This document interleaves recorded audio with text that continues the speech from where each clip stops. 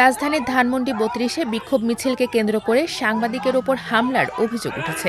২৩ June সকালে বাংলাদেশ জামায়াতে ইসলামী ঢাকা মহানগর দক্ষিণের ধানমন্ডি জোনের উদ্যোগে আয়োজিত একটি কর্মসূচি শেষে এ ঘটনা ঘটে বলে জানিয়েছেন উপস্থিত সাংবাদিকেরা। প্রত্যক্ষদর্শীদের ভাষ্য অনুযায়ী সাংবাদিকদের আওয়ামী লীগের দোসর আখ্যা দেওয়া নিয়ে পরিস্থিতি উত্তপ্ত হয়ে ওঠে।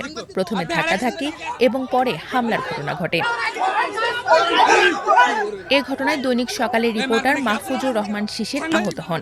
সহকর্মী সাংবাদিকেরা দ্রুত তাকে ঘটনাস্থল থেকে উদ্ধার করে চিকিৎসার জন্য কাছে থাকা বাংলাদেশ মেডিকেল কলেজ হাসপাতালে নিয়ে যান। তার শারীরিক অবস্থার বিষয়ে তাৎক্ষণিকভাবে বিস্তারিত কোনো তথ্য জানা যায়নি। হামলার অভিযোগ নিয়ে জামায়াত নেতাদের কোনো বক্তব্য পাওয়া যায়নি। ঘটনার পর এলাকায় কিছু সময়ের জন্য উত্তেজনা বিরাজ করলেও আইনশৃঙ্খলা বাহিনীর উপস্থিতিতে পরিস্থিতি নিয়ন্ত্রণে আসে। এদিকে কার্যক্রম নিষিদ্ধ আওয়ামী লীগের প্রতিষ্ঠা বার্ষিকীকে কেন্দ্র করে ধানমন্ডি ৩২ নম্বর এলাকায় নিরাপত্তা ব্যবস্থা আরও জোরদার করা হয়েছে।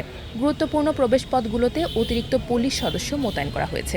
পাশাপাশি কয়েকটি পয়েন্টে ব্যারিকেড স্থাপন করে তল্লাশি ও নজরদারি বাড়ানো হয়েছে। যে কোনো ধরনের অপ্রীতিকর পরিস্থিতি এড়াতে আইনশৃঙ্খলা বাহিনীর সদস্যদের সতর্ক অবস্থানে থাকতে দেখা গেছে। পুরো এলাকায় নিরাপত্তা ব্যবস্থাও ছিল কঠোর।